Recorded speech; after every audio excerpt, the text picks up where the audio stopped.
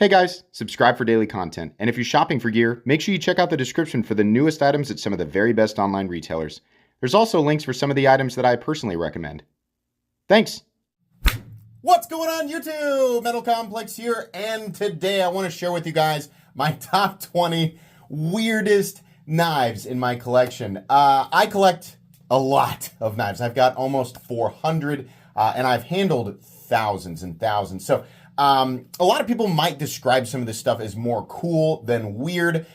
So really, I'm going to boil it down to knives that have elements that are extremely uncommon in the knife world. And I've got quite a few of them. So not everything on this list is available, but if there is, a variation of it that's available or the knife itself, I will link it down in the description. It does help my channel when you use those links, but that is entirely up to you. Thanks to my patrons for supporting me. Let's go ahead and start off here with one of my personal favorites, and that's this little Reate cicada. I've talked about this many, many times. This is a little tiny titanium integral. I actually have 4 of these in various colors. They kind of look like Easter candy.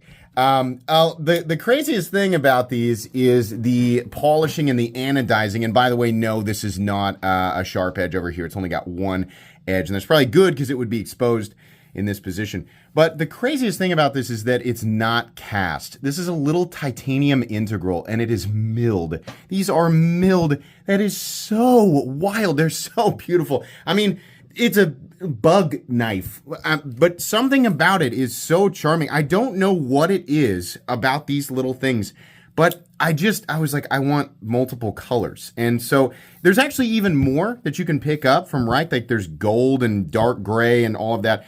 These are available. You can actually buy these. If you're hoping that they're cheap, they are not. They are $250 a pop, which is a lot of money if you reduce this object to small knife. Unfortunately, you can't really do that because it is a titanium integral. So if you compare it with other super premium Chinese titanium integrals, it's actually the cheapest one I've ever seen. The blade is M390, and how practical or useful is it? Not very. It's a little, like very thick ground dagger style blade. It's just not sharp on this side. And it's also a little bit awkward because you have to hold the button in order to flip it. Like the blade won't release until you push that button and then flip it. And then you can use the button to sort of let the blade go back into the handle. But it is very beautiful. Something that makes a great desk ornament or letter opener or just a conversation piece. It's really fun. I don't know why I kind of like obsessed over this thing and went a little nuts with it, but I did decide that I needed 4 different variations of it. So there you go. Really, really fun. Moving on here to another one that gained a lot of traction here lately. Unfortunately, not available at the moment. This is the Crescent Edges Spade. What on earth? This is legitimately one of the most unique knives. Like as soon as you think like, gosh, the knife world has essentially created every possible blade shape. We're never going to see anything brand new. And while this shape certainly is not a new shape of blade that we have seen in history or especially video games, right? It looks like Ganondorf's sword. I have never seen a pocket knife with a blade shaped like this. A lot of people ask, is this sharp on this side? No. And again, it's a good thing that they didn't because the edge would be exposed right here. I mean, you'd be running your finger on it all the time. The craziest thing is how they sheathe that head down there in, look at the back part of this. It's like a butt spacer.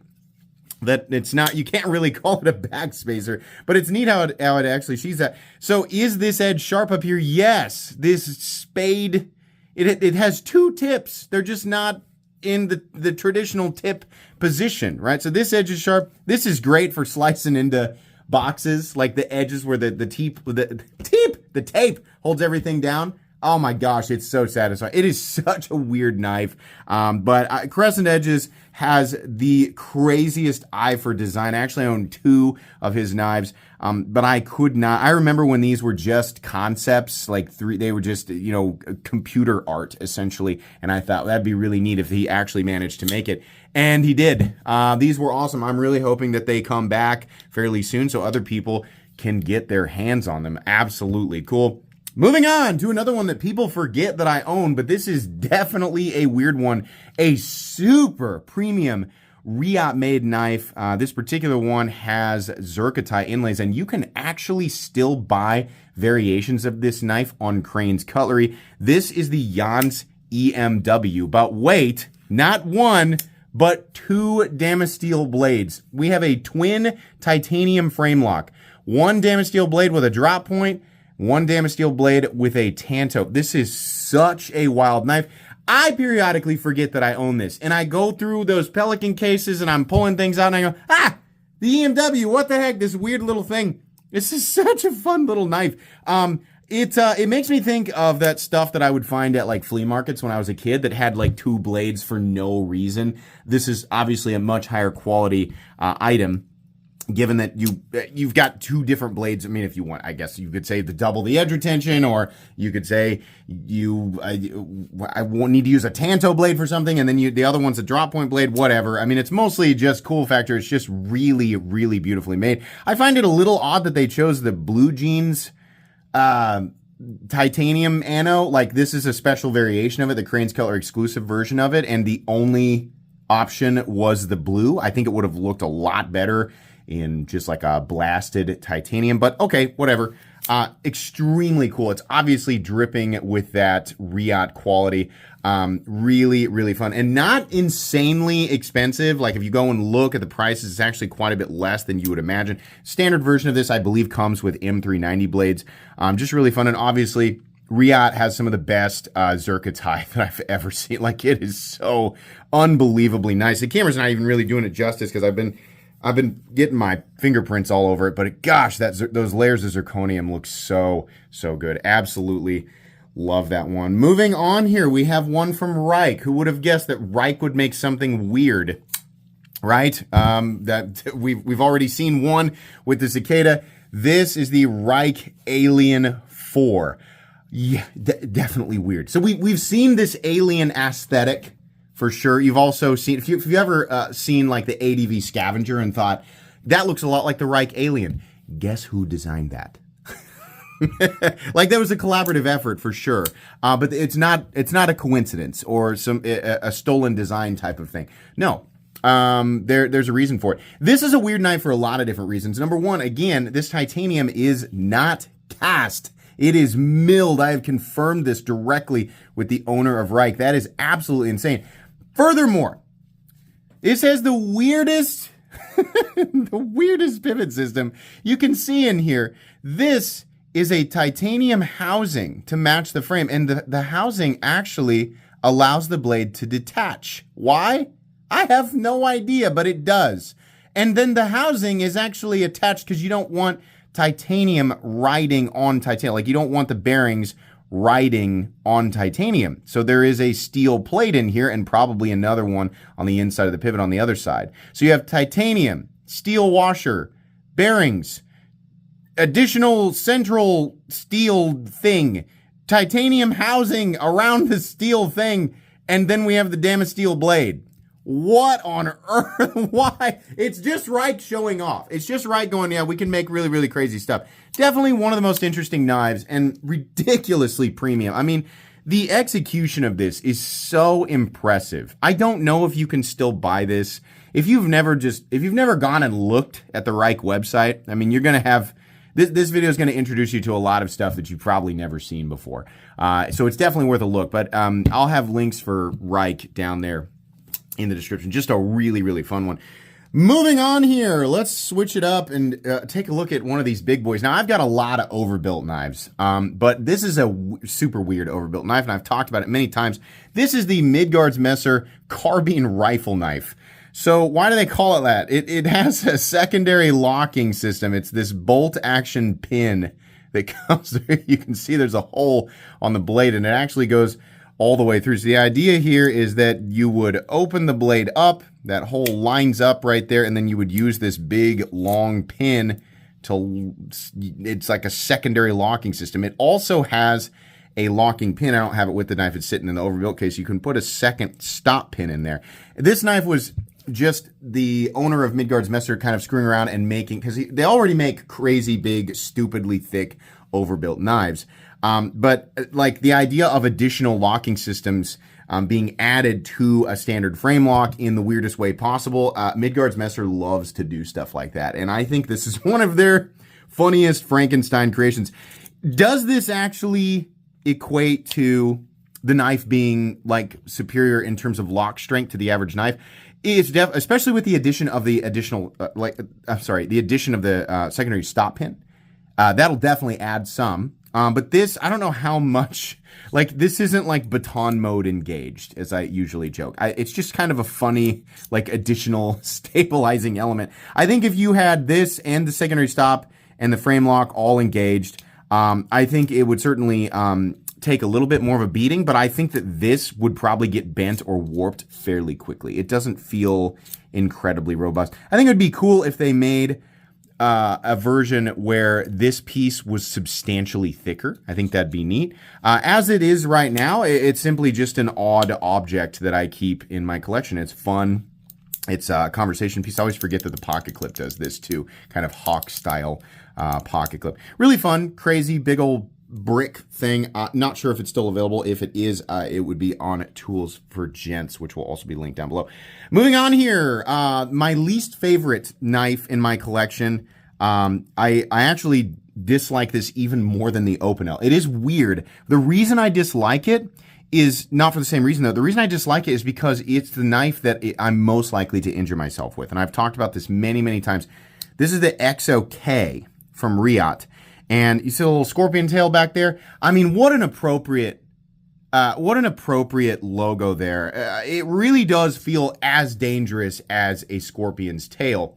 The idea behind this insane, I think I just got the blade there. There's a number of design issues with this, but the idea behind this object is when it is operating as intended, it is a very quick, I'm going to try to do this. I hate doing this. Oh, no, please. Yeah.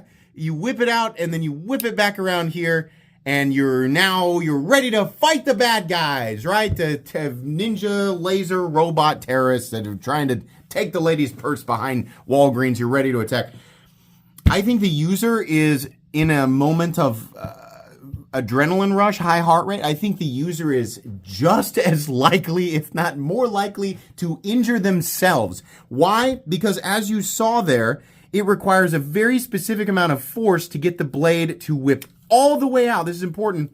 This has to not only come out, but this piece has to come all the way out so that when it wraps around, it locks out. If the edge is like this in that big wha movement, then guess where it goes? I'll try to get my hand back in a position.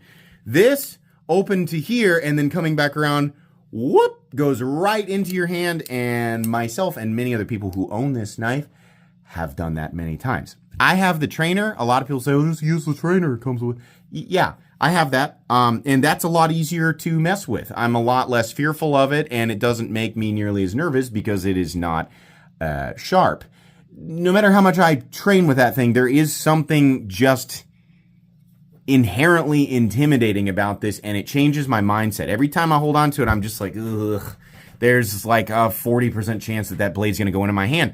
My kids love that little trainer. They play with it all the time, and honestly, I have no idea where it is.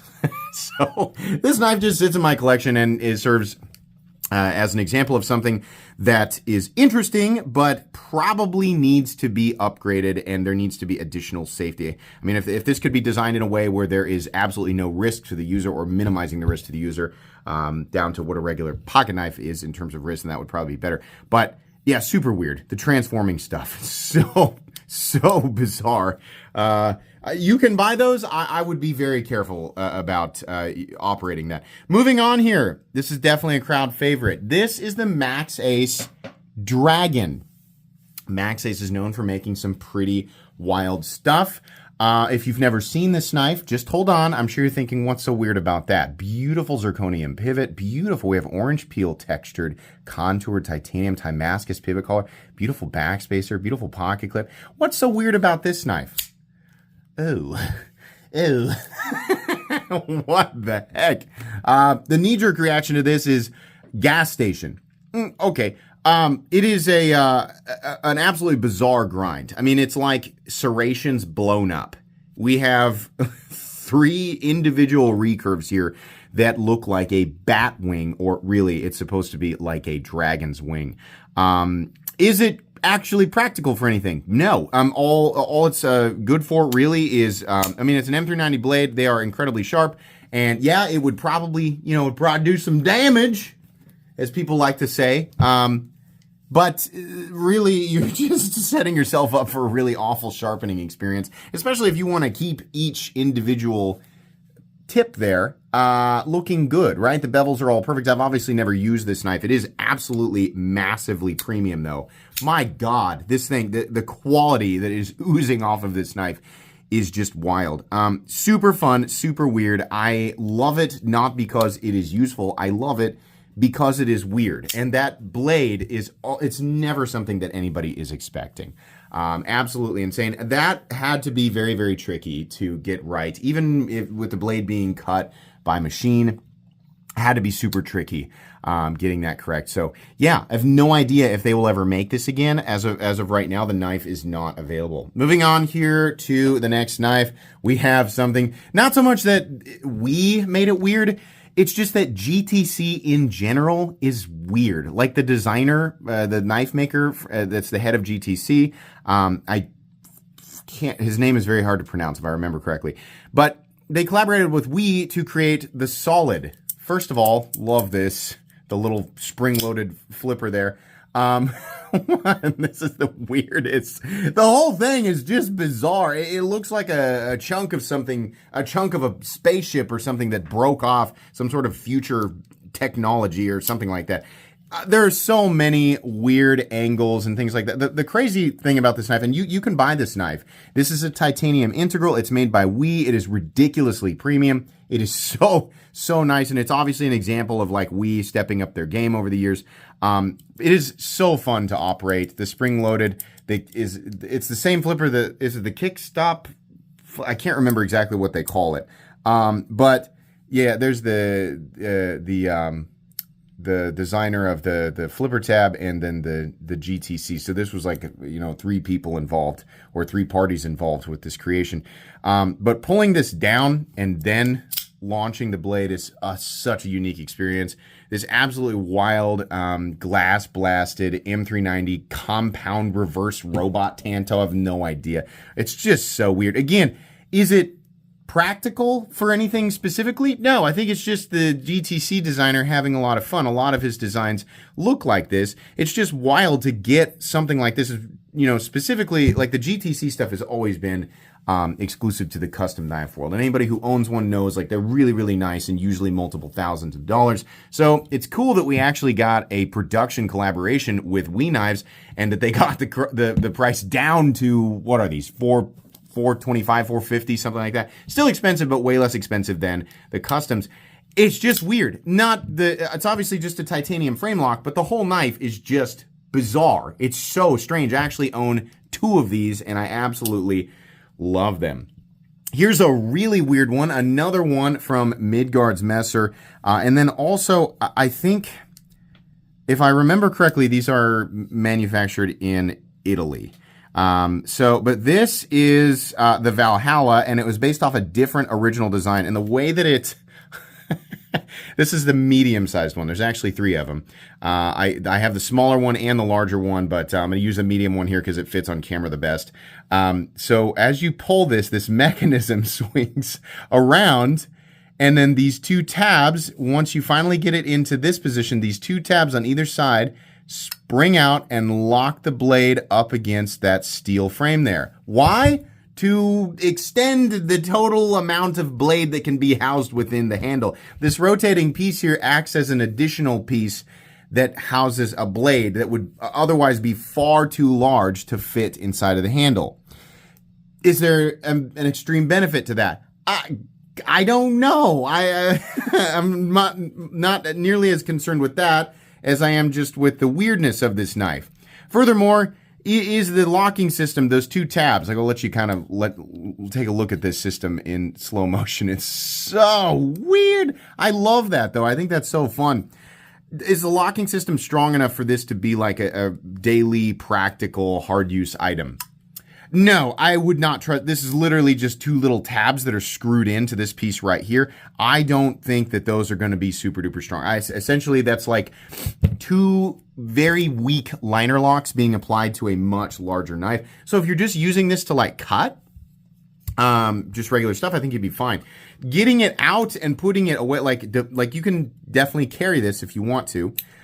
Getting the knife out and then using it to cut, I think that would wear on you pretty quickly. It's fun. Again, this is a much more of a conversation piece for my collection. It's always something that's fun to get out and show people and say, look at this freaking weird thing, right? Not something that I would want to use every single day, but it is a lot of fun. And boy, you put this thing on TikTok. Anytime that I'm like, I want to get a video that gets like 250,000 views on TikTok, This is like jingling keys for the kids over there on TikTok. They just, oh my gosh, yeah, that's always a fun one to show. Moving on to another weird one from Reate. Also a knife that seems to just inexplicably get an incredible amount of views if you throw it up on short form content. This is the Reate Cybertrix. That knife look like the Cybertruck. It looked just like the Cybertruck. They did that on purpose. Yeah, that's why it's called the Cybertrix. I'm sorry. Like, it's obviously designed after that. That's what it's supposed to look like. But that aside, yeah, super weird. It is a titanium. Technically, I don't think this is titanium. It's actually steel nested into the frame. But this has a really unique construction, as well as just being an oddball looking knife. I mean, this is complete, like design-wise, it is completely and totally different from what we typically see. I mean, this is absolutely art. It was designed as, something that's functional, not very comfortable. It's not super duper practical. More than you would think, though. Actually, really smooth on deployment.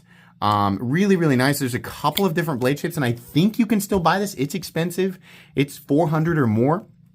But I think this blade shape actually looks the best. I'm not sure exactly what we would call it. It's actually got two different individual edges here. This one a little more straight, and then it takes more of an aggressive angle out towards the tip. This is one of those super weird knives that you absolutely could put in your pocket and carry and use.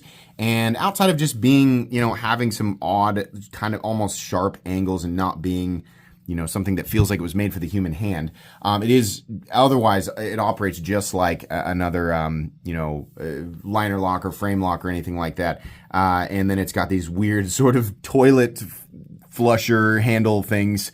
But it does work. You can use it and cut with it, and, resharpening it wouldn't be the funnest thing in the world. And obviously this area here is going to lead to the edge not looking super great after a couple of sharpenings, but it is really, really fun, and it is ridiculously premium. It is amazing that they made something like this, and it looks, like the Cybertruck, but a knife, and it actually functions. You can actually carry and use it. Very, very cool.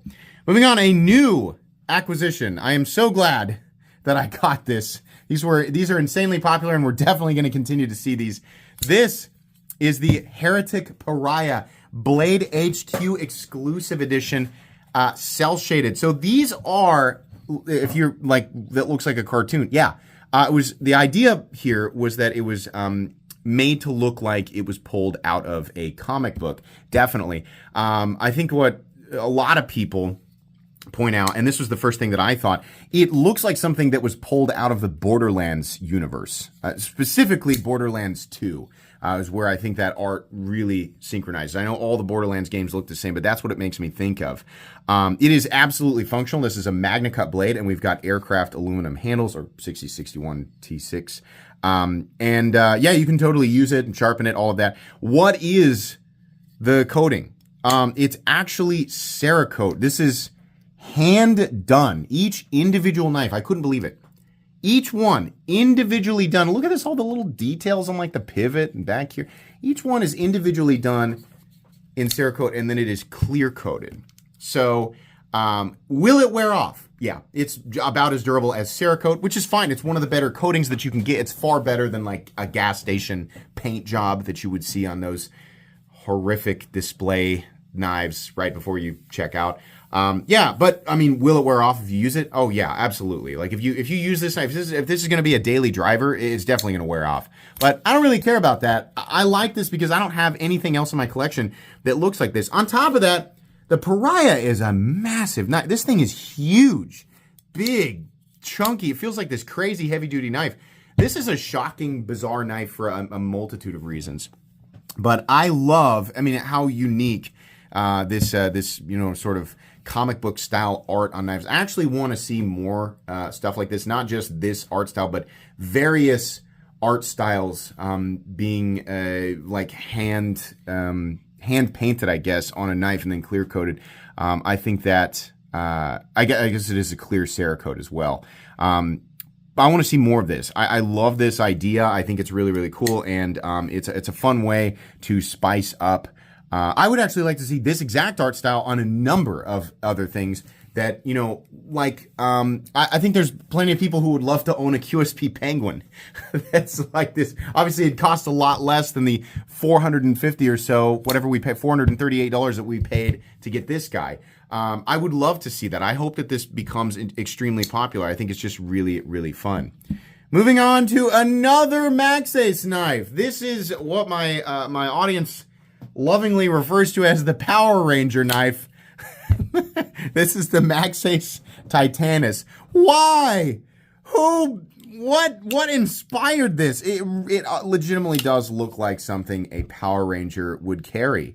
It honestly looks like, in this position, I remember as a kid always wanting the blasters that they had. It honestly looks like the blaster. This is an enormous amount of titanium. Actually, a lot of individual pieces of titanium. A lot of this is screwed in on the inside. You can kind of see in there, there's some screws. And then let's read the backspace. I know you guys are going to want to see that. But it says Maxace Knives Titanis M390. Periodically, they do have more of these available. This is an absolutely hulking nested frame lock, or I'm sorry, it's a nested liner lock. It's an individual piece right here, but huge blade stock, absolutely wild, massive proprietary hardware. And yeah, it does come with a tool to remove this stuff. It also comes with an additional stop pin, an absolutely massive stop pin. Is this a convenient thing to carry? No, because the jokesters at Maxace did this. What? Look at this. They're like, let's just load this thing up with way too many screws, and then let's put a pocket clip on it that totally dissuades anybody from carrying this. I honestly think that pocket clip was intentional. I don't know that they really wanted people to be putting this thing in their pocket and carrying it around. I mean, it looks not serious, but then again, it is extremely serious. I mean, this is a huge blade. It's like a Power Rangers folding kitchen knife. Absolutely insane. And it's fun. It is definitely in the overbuilt category, but it is so weird just because of all these individual little pieces here, these individual little inlays and the back spacer. It's so wild. Not cheap at all. Yeah, absolutely wild. And it's always, it's one that I like to get out and show people, at least who are into knives and, you know, come over and look at my collection. It's one that I like to get out just to see the look on their face. Really fun. This next one here is, I think people might not describe it as weird so much as just like, it sort of gives you this feeling of being awestruck. This is the Lesbar Aviator Bifrost. And it is, to this day, it is the most impressive piece of machined cutlery. We have a lot of handwork here. This isn't just like beep, beep, boop on a machine and the machine goes, here's your knife. Like a lot of people think that that's how that works. It is not. That is not how that works. And that's not an assumption that you should say out loud in the knife community, because this type of thing cannot be created by anybody. This takes a master craftsman and somebody who, I mean, far beyond what I don't know anything outside of just basically how complicated it is to have a machine cut pieces like this so that they all fit together. This has so much detail. The amount of detail in this thing, and love it or hate it, it is impressive beyond comprehension. I mean, think about the anodizing, not just the complicated machine work, right? We have the layered like piece of carbon fiber. Look at the tapering of this tail here. the little individual spot here that's anodized, and then this raised area outside of it that's anodized and machined, right? The little framework in here, the wire framework, and then you have like these individual areas that are textured, and they sort of change angles, so those different sections. And then around that, you have this barrier, this milled area. Up here, we have this really I can't remember exactly what type of titanium it is, but it's not titanium Damascus. It's kind of anodized like lightning anode, but it's a special way that they do it. And then we have that pearl inlay there. And then, of course, I mean, the absolutely stunning mirror polished Damasteel blade. Absolutely ridiculous. Mirror edge on this. Not cheap. This is multiple thousands of dollars, and I had to add this to my collection. It is so impressive. Lesbar knives are, and on top of that, does the action, fit, and finish, does it all feel this is the most impossibly perfect knife. It is so well made. It is so well executed. Yes, it's a lot of money. If you're a collector and you're big into stuff like this, you've looked at, Lesbar knives, which, by the way, I'll have linked. You can buy these. They're available on Polish Custom Knives. If you're gonna spend, I know that very few people are willing to spend multiple thousands on a pocket knife. If you're gonna do it, yeah. Oh yeah, instantly. As soon as you get it in your hand, you're gonna go, oh my God. It honestly feels like they should charge more for it. Gosh, so amazing, so impressive. Just wild. In the same vein, not so much weird as it is just wildly impressive, we have to look at this knife. This is a Herman mantis, which by itself is not strange. What is strange is the finish that they have applied to the handle here. So this is their tesseract finish. Looks like something that you wouldn't want to use day to day. You'd think, oh my gosh, think about all the debris that would get trapped in this there's obviously depth to this, right? You can see it looks like a titanium wire frame over the top of some other layer. Oh, it's not. It is an optical illusion created by a laser. There is no depth to this. It is insane to see on camera, and it's also insane to see in person. It is bizarre. What does it take to create this? This is a laser pattern that requires each individual knife when they do this, right? It might actually be each individual scale. 26 hours under a laser. 26 hours. And again, that's not just beep, beep, boop, and there's nothing, that's all the complications that there are, and there's no additional costs. No, it is extremely expensive to do that, definitely. But super wild. And yeah, you can actually carry and use this, and this is the type of thing where the way that it's anodized, because it's laser work and anodizing, it's even extended to the pocket clip. Let me see if I can actually zoom in here so you guys can really get a close look. Yeah, look at this. Again, looks like there's depth, even up close. You're going to swear, I know that that's going to feel like super, and there's a little bit, right? There's a little tiny bit of feeling of texture, but there is, as far as how much depth, it's essentially zero. It is such a weird thing to experience because your brain is telling you that there's depth there, but you can see, turn it, there isn't any. It's a mostly smooth surface. Really, really impressive. I have never seen anything like this. This is insanely unique. I think that we will start to see more complicated laser patterns and more, especially when AI starts to get involved with laser working and CNC and stuff like that, which it's common, guys. It's definitely, it's something that's eventually going to affect the knife world for sure, for better or worse, but we're going to see more of this. As of right now, I've never seen anything else like it. It's just absolutely amazing. Moving on, it's a simple one. It's just funny. the sleipnir from Midgards Messer, another one. Why is there a hole? Everybody, this is doing this on YouTube Shorts for some reason. People like to see that. So there you go. Why? You can put your finger in there. People, it's for tactical control, obviously. Super uncomfortable.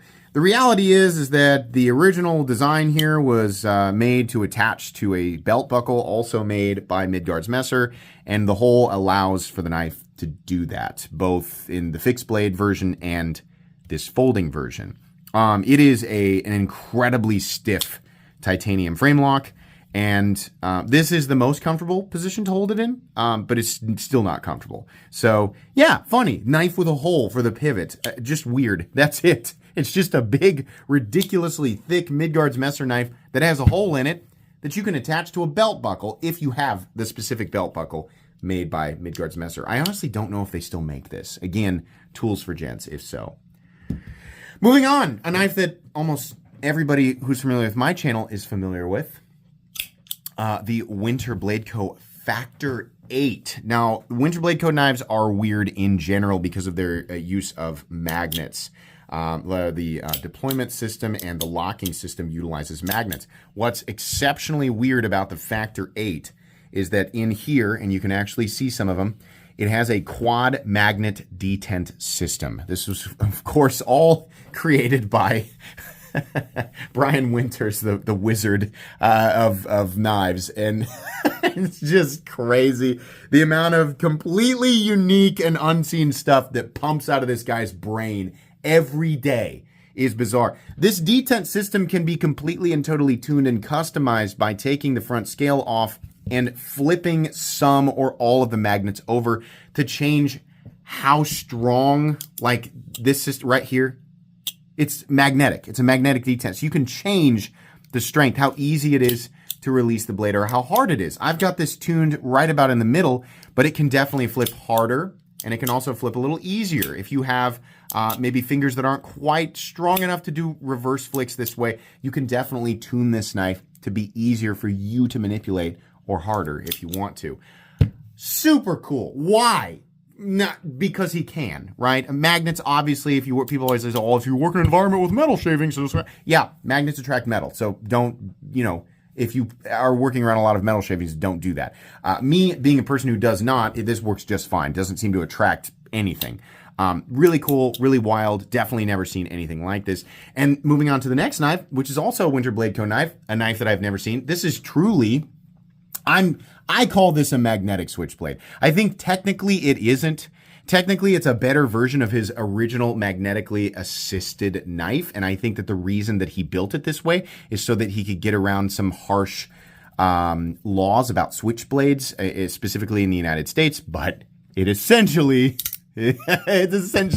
operates like a switchblade. So the thing is kind of like I guess partially magnetically primed. You pull down here and it lifts the blade into a position where it wants to be thrown into the open position via a magnet, which is so fun. This wasn't, he released 3 knives in 2024 that were all really impressive, and I liked the other 2 a little more, but I was still completely flabbergasted by this. It works so well. And once it's locked out, it looks like a little floppy here. It's just because the blade is kind of bouncing. But once this part engages and slips behind that locking area, it's absolutely solid. It also takes not an enormous amount of force to get it back into the closed position. Right here, this is wanting to sort of throw out into the open position, right? But once you kind of figure out what it takes to get it back in, you're fine, right? And you can do it like this. You can see that it wants to throw it back out in the open position. You can also reverse flick it like this. Really, really cool. This is the area that houses that magnet there, but super fun, super interesting. Will almost certainly, did I say this was the M-Fire? This will almost certainly come back to grace us with its presence, along with a lot of other wild stuff that he's creating. Oh my goodness. Moving on to another Maxace knife, one that was very recent. The Maxace Dragon Knight. What the heck is this? What the heck is this? This came in 3, it's got a sword pocket clip. This came in 3 different color setups. They have what I refer to as Jurassic Park, and they also have Peppermint and Joker. If you look the pictures up, they're not actually called that, but if you look the pictures up, you're gonna see what I'm talking about. This was apparently modeled after the Evangelion anime, which I know nothing about, but I always say that it looks like something from you know, the first Jurassic Park movie, like in those Jeeps. It looks like a tool that would come out of those Jeeps. Super weird. It has the tactical wave feature. It's got this big, crazy titanium frame lock. This is all Cerakoted, a big wraparound milled titanium backspacer thing. It's just like a big turtle shell on the back of this knife. M398 DLC blade. Absolutely insane. So cool. We also have garaged stops. You can see them right there. A lot of Cerakote, a lot of wild work. It's again, and there's proprietary hardware here. Again, it's just Maxace. Like, they can make a regular knife if they want to. It's not like they keep, we tried to make a practical knife and whoops-a-daisy, we made this. Oops, obviously they can make a practical knife if they want to, but the people behind the, you know, the design team at Maxace, they clearly just like making wild stuff. And this is definitely an example of that. These were very expensive. I don't know if they're coming back, but I would like to see Maxace do more of this absolutely weird Cerakote stuff in the future. Only a couple left here. This will be a quick one. Moving on, the Serge Panchenko coin knife, which makes me a little nervous because it's a switchblade. It actually fires out of there with a lot of force. This is fun. This is actually a fun object to carry with it being an object that doesn't have a pocket clip. You can put it in your knife or put it in your pocket, and it's just sort of like almost like a challenge coin. And then it actually works really well for opening up boxes. That little claw, which by the way, I believe is M390 or maybe it's S35EN. So this is actually, if you're wondering, is that like a Chinese production thing that we can go buy for like $50? No.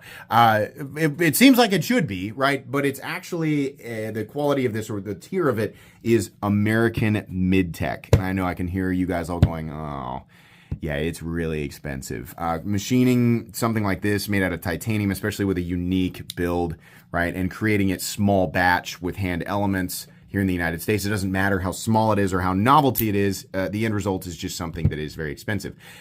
Is it marked up a bit? Yeah, probably. But it is not an object that he can make the way that he's making it. Again, small batch, hyper precision, hand tuning and assembly and stuff like that. You can't do that in the USA without it ending up being an expensive object. It's not something he can sell for $50. It costs him way more than that to make it. But it is fun. I think you can still get these for those of you who are willing to pay the price. It's fun. Hardly something that anyone needs. It's more of a want, right? Most of the things on this list are like that. And finally, a knife that you've seen already this weekend, or will see, depending on the order that I do these, and it just happens to be a knife that is, I had another video that was my favorite overbuilt knives. This is both overbuilt and weird. This is the Mundus alchem, and it is absolutely the weirdest knife in my collection. On top of that, this is a special one with titanium Damascus scales and a gold blade. I don't know what position the blade is in currently. We're going to find out. Oh, it's in the spread position. Oh my gosh. If this is your first time seeing this knife, I'm sure you have a lot of questions. The why is still up in the air. The why is simply because they clearly can. So this blade actually has two modes. We're actually going to close it up here. We're going to rotate the pivot and put it into the standard position. You can see the blade actually comes together here. Is that real gold? It's gold plating, 24 karat gold plating on this version, and underneath is an M390 blade. The entire frame is made from titanium Damascus, and there is a lot of additional titanium that is anodized on top of it. There's a lot going on here, about over 100 moving parts. But essentially, when you rotate the pivot, it allows all of those little hinges to let the blade spread out. And it's not floppy or anything like that. It's completely solid. Is it sharp? On this side, no. And that's good, again, because it would be an exposed edge. On this side, kind of. Not really. This was definitely a display version. They had 3 different versions they made of this. The standard production version will probably have a much sharper edge. The entry price is about $1,350, and they are currently sold out. These, how many of them were there, and how much did they cost? They made 8 that were available for the US market, and this is one of those 8. They made an additional 30 for various other countries, but I don't know which countries and how many per country. They were $5,000 each, and they are gone. They currently have one more if you are if you've got really deep pockets and you want this. They have a hand engraved Sanmai mirror polished version of this, a museum quality version of this knife for $20,000 on their website. You got to be a pretty serious knife collector to pick something like that up. I was in the market for this one, which I think that was the last one they had for the U.S. market. I was not in the market for the $20,000 one. But I love this knife. It is completely useless. This would be a terrible object to EDC every single day. It looks like some legendary loot from World of Warcraft or Warhammer 40K. But it is just way too cool, and it makes awesome noises. Wow, this was a 45-minute video. I love talking about weird knives. I love sharing this stuff with you guys. Everything that I can link, I will link in the description. But again, like I said, not everything is available. That's going to be it for today. Let me know if there are other weird knives you think I should check out, or if you've got some other weird knives that you like. I love hearing about that stuff. Oftentimes, these videos lead through the comments to discoveries that I end up showcasing on the channel. So please share if you know about other weird knives you think I might like. Please make sure to follow me on Instagram at metal_complex. If you enjoyed this video, leave a like. If you'd like to check out my other content, I do, of course, have lots of videos of knives that are either expensive or inexpensive that I do or don't like, so check those out. And if you enjoy all my content, go ahead and click on that Metal Complex logo right there and subscribe, because there's definitely more coming. Thanks again for watching, everybody, and have a great day.